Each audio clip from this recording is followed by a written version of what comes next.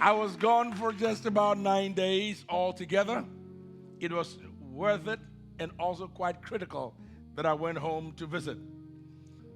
I'm glad to be back home because I have two homes, and it's always good to have two homes. So I'm glad to be home. Today I have a very important message to share with you, and I would like every one of you to take note because I'm going to get into your business with a message this morning, and it's really going to get you to reflect and to consider some few things. But turn to your neighbor and tell them, but it's all good. Tell somebody else, it's all good. Wonderful. Now, do you realize that from time to time you have to take inventory and assess where you are in life? You need a pure revelation of yourself or realization. So, in other words, I would say discovering the real you. Discovering the real you. The fact that we are all here, we all love Jesus, I should suspect that. And if you don't, you're on your way to love him. You will not invest time, you will not go to places, and you will not give so much of your attention to anything which is of no significance to you. Anything you give attention to, anything that gets or grabs your attention means importance. So I really want to address you in this respect. Do you know the real you? Have you discovered the real you? Have you realized the real you? And do you understand the real you? And if not, I hope I'll be able to help you today with this message. So at least you leave this place more confident than you came, more settled in your mind and in your thoughts than ever.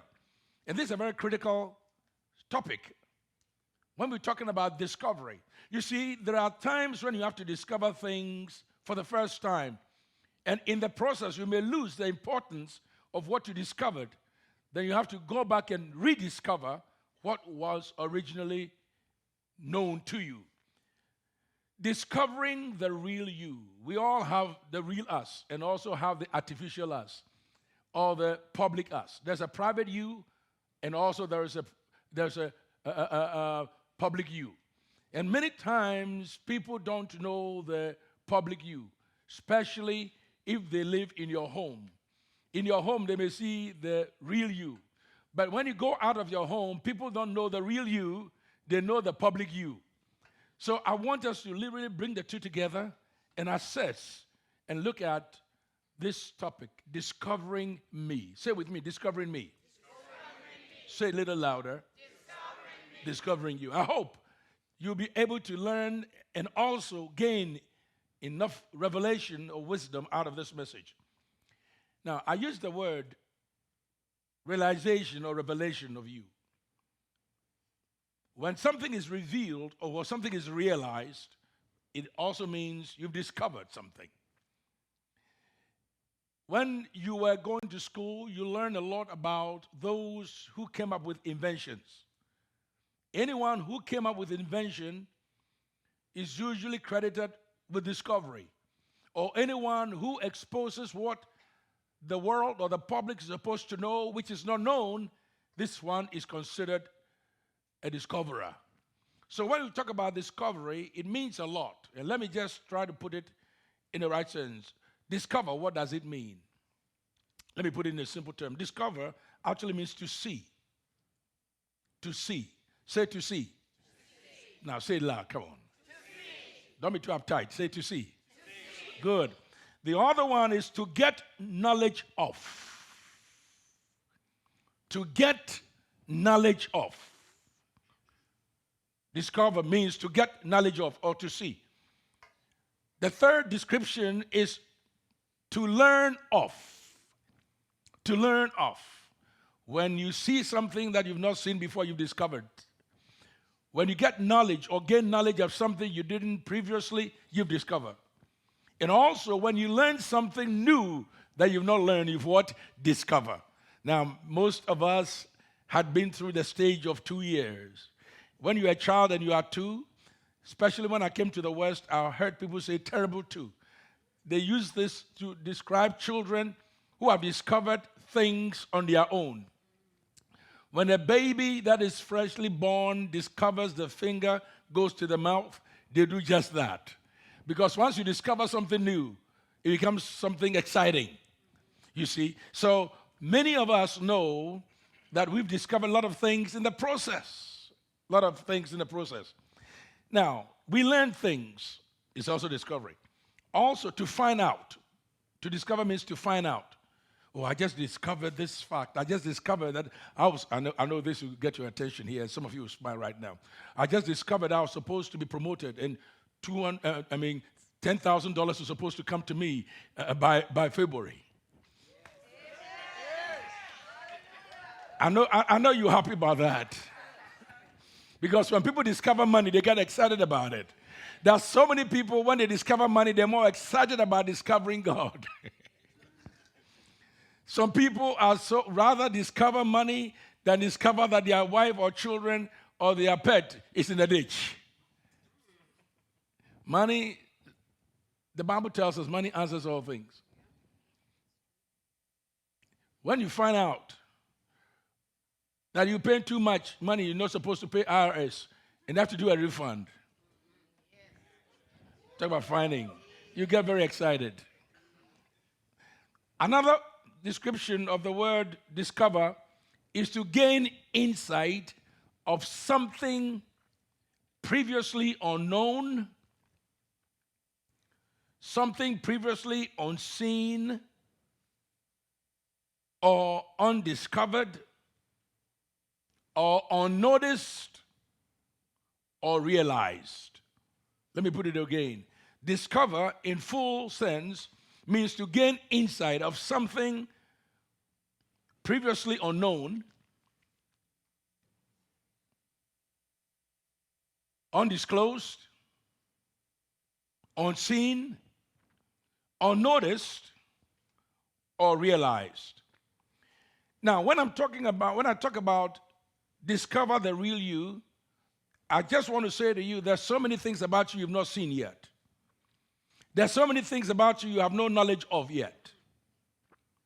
There's so many things about you that you're soon to learn. And there's so many things about you are just about to find out. You don't know as much as you think you know about yourself. That's why you don't know much about other people. So you have to conclude that you don't even know yourself yet. So don't ever think you've mastered people, that you know how people are. You even don't know yourself yet. You are soon to gain insight. You are soon to discover. You are soon to notice, and you're soon to realize the real you. I mean, we are not where we ought to be in life. That is why you and I can boldly say that we are work in progress. Can I have a good amen? Amen. Tell a neighbor, you are not all you think you are. You are and more. Come on, say it again. And you are and more. Now, I learned an expression here when people actually express, in a jesting way to make a point. They says, I'm a whole of this and bag of chips. When people make that statement, usually, I didn't understand it when I first came to America. I said, well, you bag of chips? I look around to find some chips. I didn't see no chips. But I realized what they are trying to say is that they have certain finesse, and they are, in their little way, confident about something about them that people don't really know. There's so much about us that we really don't know. And I think we live to learn, and we learn so we can live. Now, how many of you can honestly say to me that I want to be the best version of myself? Come on. Now put your hands down. Let me ask it again. There are so many people who seem not to understand English. So for those of you who don't speak English, let me speak to you in a language that you may understand.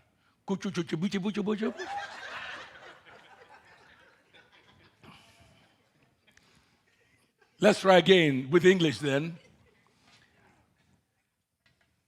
Is anyone here that can honestly say that I want to be or find the best of me? Come on. Good. There's a best version of each one of us, not so great version of each one of us, and some worse versions of each one of us. We are all a work of progress. There is in every heart, there is in every mind, oh, I want to improve on what I have. I want to improve on what I've attained. I want to improve on what I've learned, and I want to improve on what I have gained. And this desire is even good.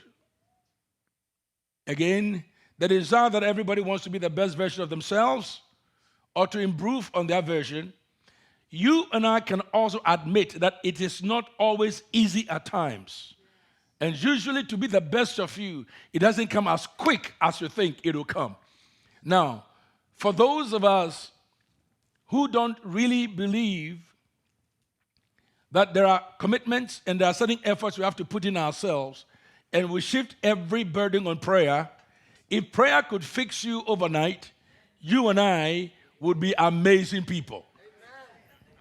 But as many and as long as you pray, you realize that there's still some things about you, there are some things in you, there are things around you, there are things trailing going on in your head, things in your emotions, things that you really know ought to be fixed.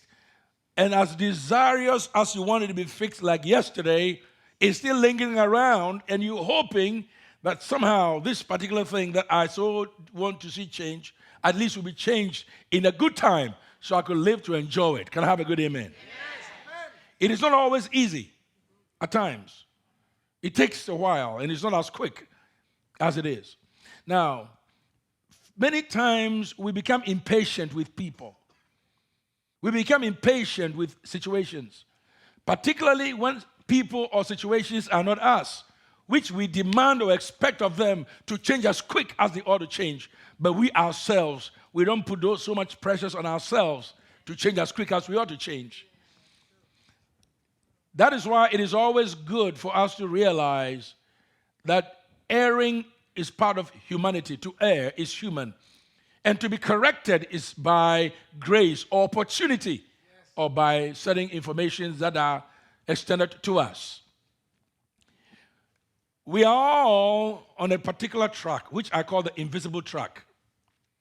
This track, some will call it path, and others will call it journey. We are all on a journey.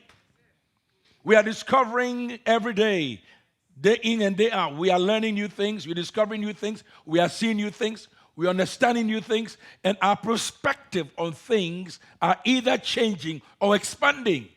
This is all part of discovery. We are on this track. But if you don't understand this path or this track or this journey, you may consider yourself taking a walk. There are some people who are just taking walk in life. And when a person takes walk in life, usually they take short walks. They don't take long walks. There are some people who don't understand the path they are on. They don't understand the journey. They don't understand and even appreciate the track. So they are just out there outing. Outing is just casual. You do it outing. I'm either walking or actually outing. There are those also who are not walking necessarily. They are not just outing, but they are tripping. They are tripping. So many people are tripping on their journey. They're tripping. I mean, they are like, they just don't have any set idea. They're just tripping. They get up today, I just want to trip. And they just go on trips. They take mental trips, emotional trips, physical trips, financial trips. And there's so many well-meaning wives, women, good people, when they are a little distressed, distraught, or worried, they go to the mall and take their credit card and they go what? Tripping. They trip on so many things which have no meaning whatsoever. Let me make this point clearly. There are those who are not tripping, they are not outing, they are not just walking, they are on vacation. For them, life is a vacation. Life is Florida or Hawaii. For them, everything is vacation, sunshine. sunshine.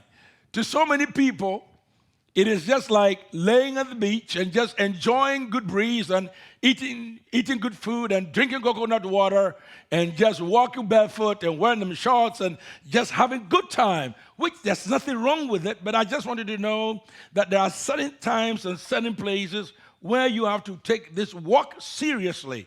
You have to take this journey seriously, take this path seriously, and really ask yourself, am I on this right path? Am I on the path to greatness or the path to failure? We are all on a journey. There's so many things that I'm discovering about me. And the thing is, some of the things I'm learning about me shocks me, surprises me, amazes me, fascinates me, and causes me to ask, man, I didn't know this. Just the fact you don't know too many things about you. You are a work in progress and you have to get to know yourself better with time. There are people who come into your life to induce you to know yourself in a different way. There are certain times, situations will come in your life, which I'll go deeper, which will make you discover areas of your life you didn't know were there. So listen to me very carefully, because I'm getting into your business. And it's necessary I get into your business so you will discover you.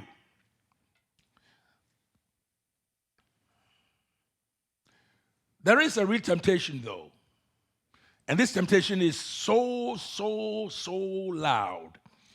The real temptation today, if you don't take time, is to lose yourself and become someone other than the real you. There are people, there are circumstances, there are situations that can force you not to be your real self and just lose yourself to become what everybody and anyone expects you to be. There's something in me, humanly, and I hope you develop that also, because it's something that you have to discover. But certain things will bring it about. Situations will bring it about. Conditions will bring it about. And certain experiences will provoke that.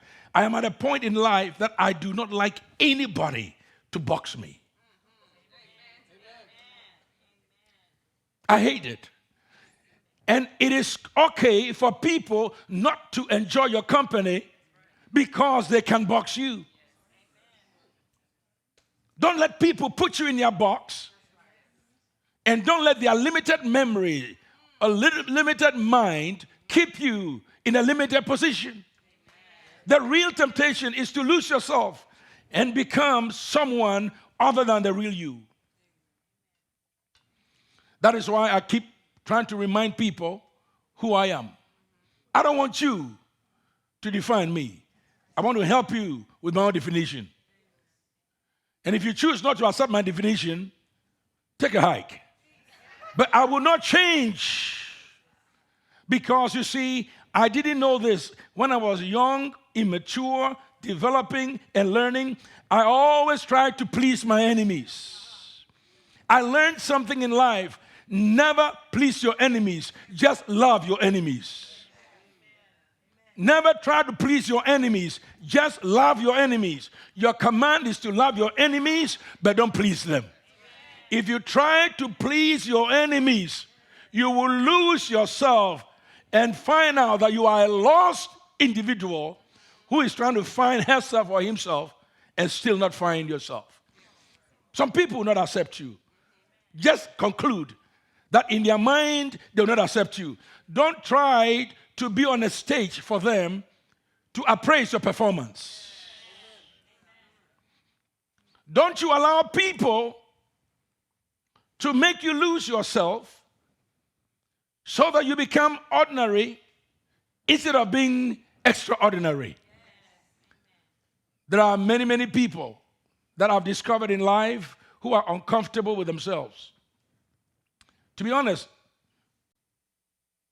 they have real self-hate. They hate themselves. They hate the way they look. They hate the way they are becoming. I mean, they hate. I mean, I can tell people find it difficult. I mean, there are some things that you don't like, improve upon. You just discovered that you don't like having a gut. Work on it. You just discovered that there are some things about you that makes you feel uncomfortable. But it should not push you to the point where you hate yourself. At times, you push or you create certain buttons in your own life, and when you push those buttons that you create, you become uncomfortable with yourself, and you try to blame God and blame everybody else for making you who you are. Nobody will treat you the way they treat you without your permission or consent. You have the right to be able to stand up as a believer, stand up as an individual, stand up as a man, stand up as a woman, stand up as a young man, young woman, boy or girl, and said, I will not let you minimize me because of your idea about me. Put your hands together. This is a good place to put your hands together. Tell yourself, I don't hate myself. Come on. Say it loud. Say it again. And if I do, I ask for forgiveness. Don't hate yourself. Don't make yourself a negative target. So you pull yourself down on a regular basis. There are people who choose not to be the real self. It's so far easy for them to be photocopied rather than being the original self. Because if I'm somebody that everybody wants me to be, then anytime I see them, I have to perform for their likeness. If I am what they want me to be, then I have to stay in this position that they keep doing what they do for me. If I don't do this, he won't feed me, she won't clothe me, they won't do this for me, so I have to do this to get their attention. I'm telling you something, there are certain structures, principles, and also there are certain protocols that governs life. Principles, protocols, that governs life. But you don't have to bring yourself to captivity and lose yourself and not actually find the real you. Do you realize that life has a way of forcing people to find the real them? And some happen to men at a particular stage, they call it midlife crisis. Midlife crisis is not a bad thing. Midlife crisis is giving you opportunity to re-examine yourself and ask yourself, are you on the right track or the right path? Are your values the same? Your interests the same? Some people catch it early, and some people catch it late. It happens to men, it happens to women. There are periods, it can be pre or post depression. It makes no difference or experience. Some people at certain particular time in life, things just go wayward. And when it goes that way, they regress. They're no longer themselves. It affects everything about them. And it literally disrupts and also interrupt the good life God intended them to live. There are so many people living below God's ordained purpose for their lives. I have learned in life that people who soar like eagles don't congregate like vultures. I used to get myself so worried, and God just helped me to discover this about me. So I get to a place, that's why I say, listen, nobody owes me anything. If you like me, fine. If you don't like me, you got yourself. Because I was here before you met me. Before I got to know you, I know me. And if you choose that I don't know you, I'll have good memories of you. But it doesn't have to change who I am. Why? Because I've discovered about me that if I allow myself to take on false impressions, which are not meant to be carried by me, I will live continuously in depression. I will live in self-doubt, self-denial, and I will never live the authentic self and become who I'm meant to be. I can go through church, I could go through relationships, I could go through family gatherings and still not be who I'm supposed to be.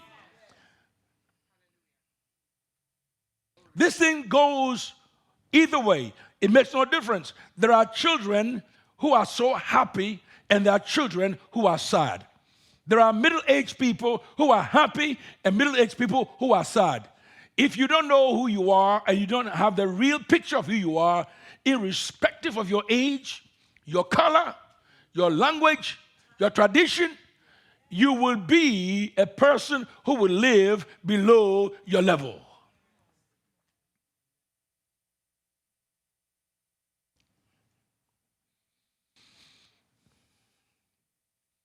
How many people have to think differently and act differently? There are certain things we have to do immodestly, but if you don't know who you are and you don't discover the real you, you just do what is popular. People look through the internet to find the identity in others. And if it is you, stop it. I said, if it's you, stop it. Now, I'll be honest with you. It is not, fashion is fashion, and making fashion statement is good.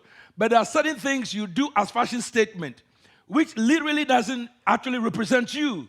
Listen to me. When I was growing up in Africa, and to this very day, if you see somebody who's wearing pants that is torn, completely torn, you know that the person is either mentally ill or the person is poor. Or the person is a laborer who is wearing these clothes to work and change when work is done. But in this recent time, people are literally spending money to prove to the world that they're either crazy or they are poor or they're still slaves and that they're working out for whoever established that statement. If you want to go this naked, why don't you take it all and walk off the street? If you want to give people imagination to how your tie look like, and some people you see them, it's like, listen, what you're wearing doesn't look good on you. Who gave you the idea? Who gave you the idea? So for those of you who are planning that you're going to do yourself good, on Martin Luther King's Day, which is tomorrow, go out there and buy some torn clothes. Please, buy something that if you invest in, and it's amazing, these clothes in Africa, we throw them away. But here, they're more expensive than the real ones. So the question is, where have we come? Are we so much discovering other things which has nothing to do with our own personalities? With our own originality, with our own culture? We're losing out on everything. I want you to think. That's why I'm coming to your business.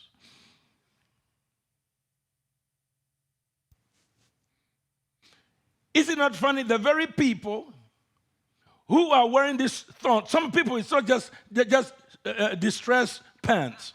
Some people, you can wear some people, it started when the bottom is worn out. Now they tear this side. Now it's not just pants anymore. Now they're doing jackets, distress. They're doing jackets, distress.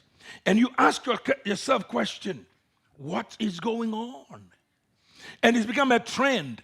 So it tells me that the world's population, less than 1% know who they are.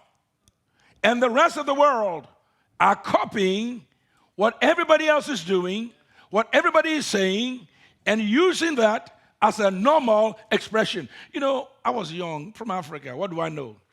I was looking at a dictionary, and I came to a place and I said, you know something? It's very interesting. There are certain words that we all have to come together in agreement to accept.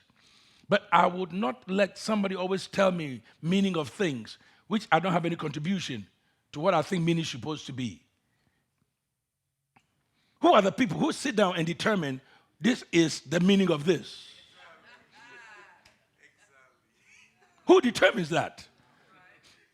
Some few groups of people determine that, and they push it down your throat.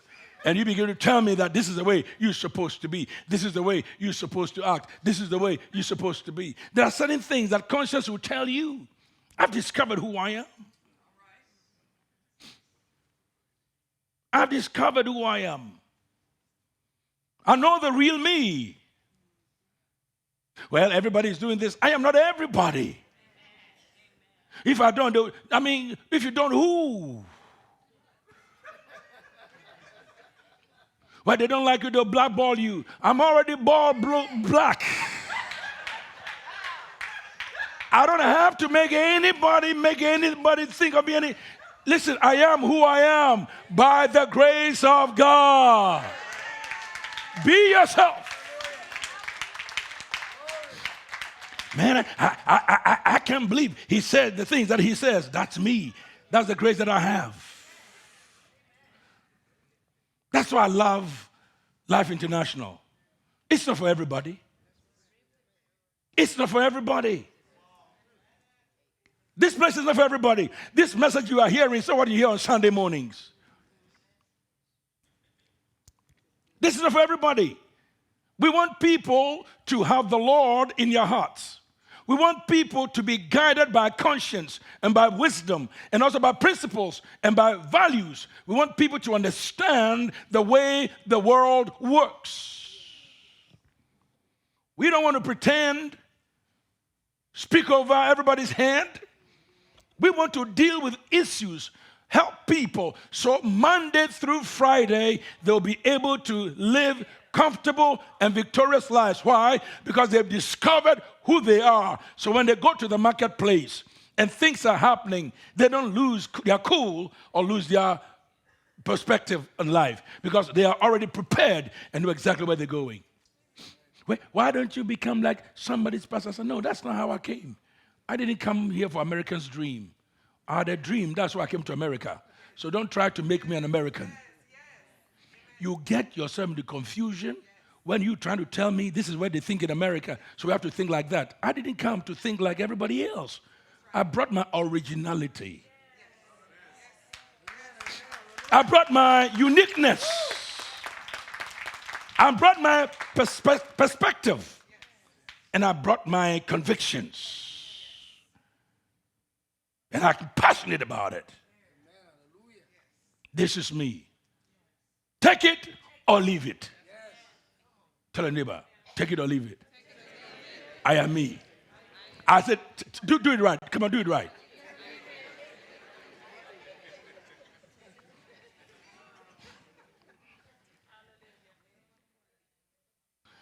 You see, when we discover who we are, there are so many things about us that will come clear. There is good in everybody. And there's bad in everybody. I don't think you heard me. I said there's good in everybody. And there's bad in everybody. If you don't think you are bad, you got a potential of being bad. And no one is good. When they came to Jesus and they said, Rabbi, you're a good man. He said, there's no one good but God. Why would Jesus deflect and put it on God? Because he wanted man to know that because of his identity with man, even though he's all good, and he's going to identify with man, he's going to identify to redeem man from the bad stuff that man is in. Because without sin, there will be no salvation. Without sickness, there will be no healing. Without death, there will be no life.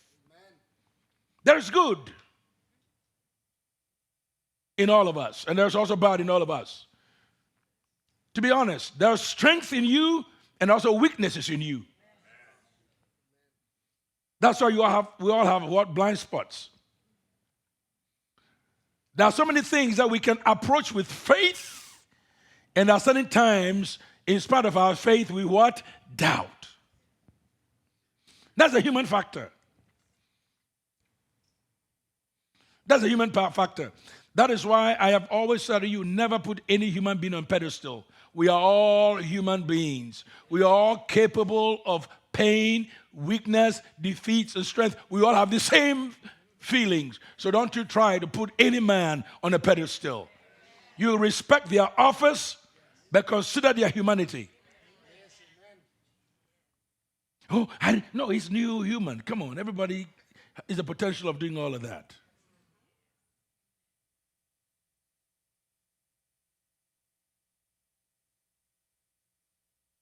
That makes it simple for everybody now to seek the grace of God. So that nobody will say, man, I came in from a higher level. So everybody started from the same spot, from the ground up. Discovering yourself, the real you. We all have beliefs, and we also have what? Unbeliefs. There is in everyone here positive and what? Negative. And I'll be honest with you, there's also kindness and wickedness. You are kind when you got to be, but there's some wicked streak in you too.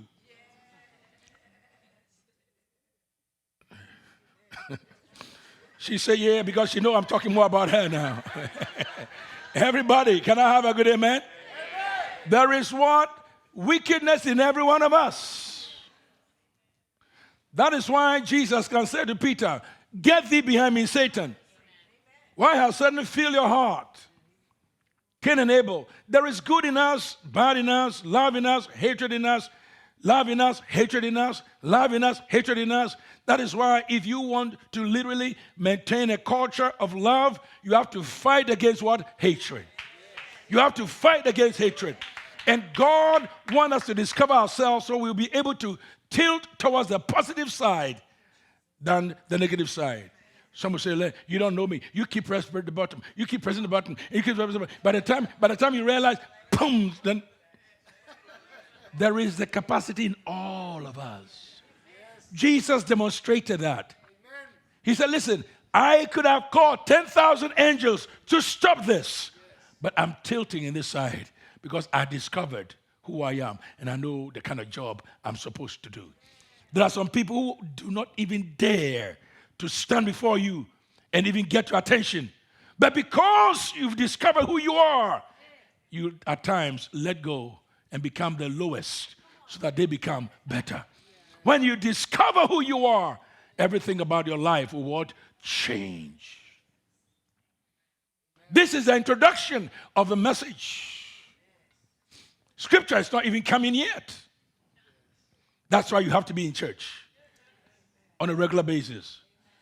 And today I'm very happy to welcome one of the men that I've been waiting for many years to help me change the world, Mr. Brad Street. Give him a hand, give him a hand, give him a hand, give him a hand. I've been waiting for this man. I love him so much. Glad you were here. There's kindness in us, there's weakness in us, love in us, hatred in us, positive things in us, negative things in us. Beliefs, unbelief, faith, doubt, strength, weaknesses, good and bad in every one of us. And to prove that to you, I'll show you a scripture, then I'll close with it. And I'll pick it up in the second service, and I'll go deeper. And I want to make a point and help you. 2020, let's discover the real us. Is it okay with you? Yes. I said 2020, let's discover the real us.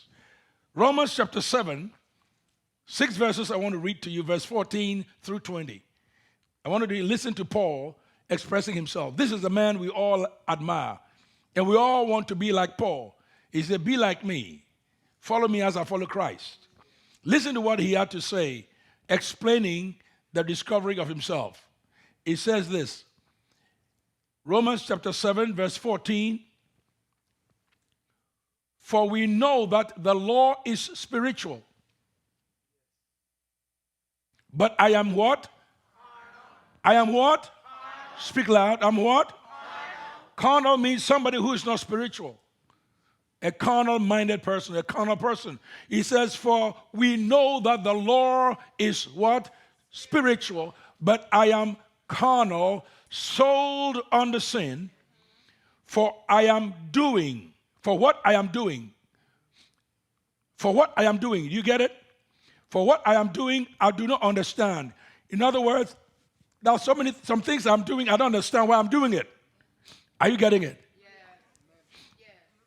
For what I will do, what I will to do, that I do not practice. But what I hate, that I do. That means the things I don't want to do are the things I do. Are you there yet? Yeah. Come on. Are you there? Yeah. Do you want me to calm down? Are you there? Yeah. Are there some things that you don't want to do, but you do? And it hurts you when you do them? It bothers you when you do them?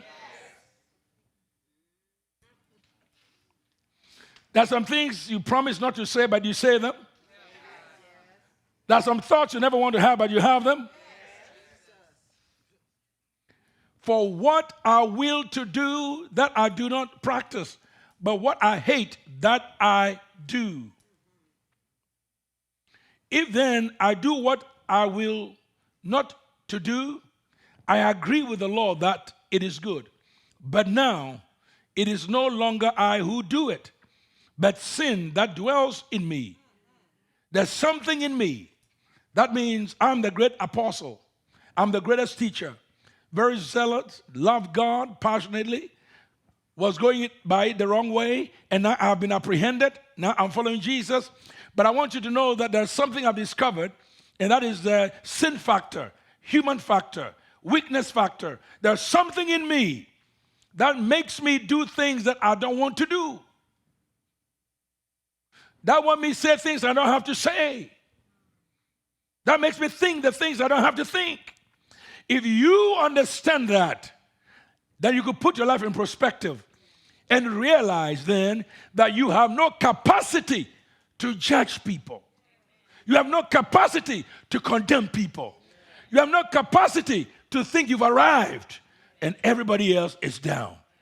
Because the Bible says, if you think you are standing, take heed because you can fall.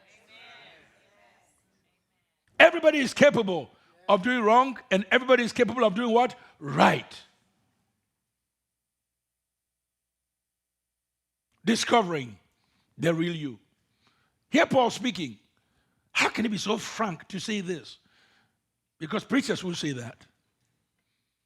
People who have portrayed themselves as arrived will say that. But here Paul is trying to say, listen, I just discovered something about me, and I really want to lay it out here so everybody knows this.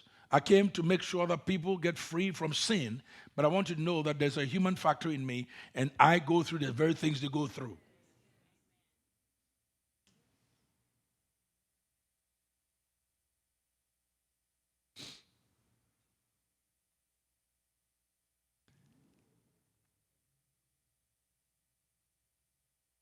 Verse 18, for I know that in me, that is, in my flesh, nothing good dwells, for to will is present with me, but how to perform what is good I do not find. You know what? There's a human factor, there's a human element here. The truth is, I realize that in my human flesh there's no good. That is why you cannot put confidence in the flesh, because there's nothing good in the flesh. Don't put confidence and trust in a human being who may not have the answers to your life. Like them and trust them for a point, but don't trust them absolutely and believe that they are God. No one is God but God himself.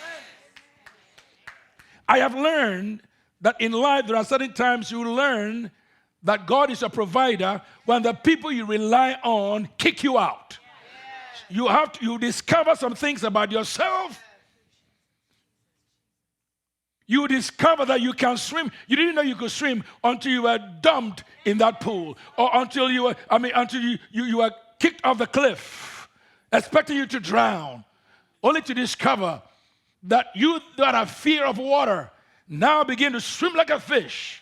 When you discover something about you, it changes your perspective and everything about you. For I know that in me nothing good dwells. For to will is present with me. To do the right thing is present with me. But how to perform what is good, I do not find. I wish I could find the solutions to solve all the problems, all the challenges. I've done everything I ought to do. I pay all the bills. There are some people who may think it's just about your bill. It's not about your bill. I just don't know, but you see, I've done the best I can. But there's something here. When I get it, it just messed up. When I get this job, I just lose it. When I get married, I get divorced. When I get in a relationship, it get messed up. I just don't know how to handle it. Everything is messed up. I don't know what's wrong with me. Can I help you discover another side of you that you didn't know? Give me another minute, or give me another hour. In the second session, I will do just that. But let me finish the scripture, verse 19. Look at what it says in verse 19. For the good that I will to do, I do not do. But the evil that I will not to do, that I practice. You see the human factor? He's discovering himself that in spite of Paul being looked at as the greatest of all, here he's talking about his humanity. I am not all that perfect guy, but I'm thriving. I'm trying my very best to do the best I can so I will win the prize. I am doing my best so I can run this race that is before me. I am not there yet. Let's all conclude that there's self-discovery that we have to do. I didn't know that I have faith. I didn't know that I can overcome this. But when I started hearing the message on discovering the real you, something in me came about, and I knew that I could make it. I'll pick it up in the second service. Now, I want to tell you something. You have to make a decision whether you really want this message to help you discover areas of your life, in your thoughts, in your business, in your relationships, that you really need hand up or push up or advancement. And if that's you and you mean business, then hang around with me shortly. In the second service, I'll finish this message. It will be a blessing to you. And to all those who are watching, wherever you are, whether in Africa, Asia, United States, Europe, South Central America, or any place in the world, I want to help you to discover the real you. And if you can find out the real you, you'll be happy of the outcome. May God bless you and God prepare you for your promotion. Will you raise your hands, both hands with me? Everybody, do it right. Come on, do it this way. The way I've done it, do it this way. And say with me, I won't hold myself back with the help of God to discover the real me. Today, I'm letting down the walls. I'm opening my heart, trusting that I will not be betrayed, hurt, or wounded, but I'll get the help that I need from God. So help me, God. In Jesus' name. Amen. Are you glad you came this morning? Give the Lord a hand. Come on, give the Lord a hand, everybody. I cannot feel you. I said, give the Lord a hand. All leaders in the front. I said, give the Lord a hand. I want to see you give the Lord a hand. Come on. Let's all give the Lord a hand, everybody. Everybody here. Amen. God bless you. I'll pick up in the second service. I can't wait. I have goodies. You don't want to miss out. Ooh, it's going to be so good. The message is coming strong.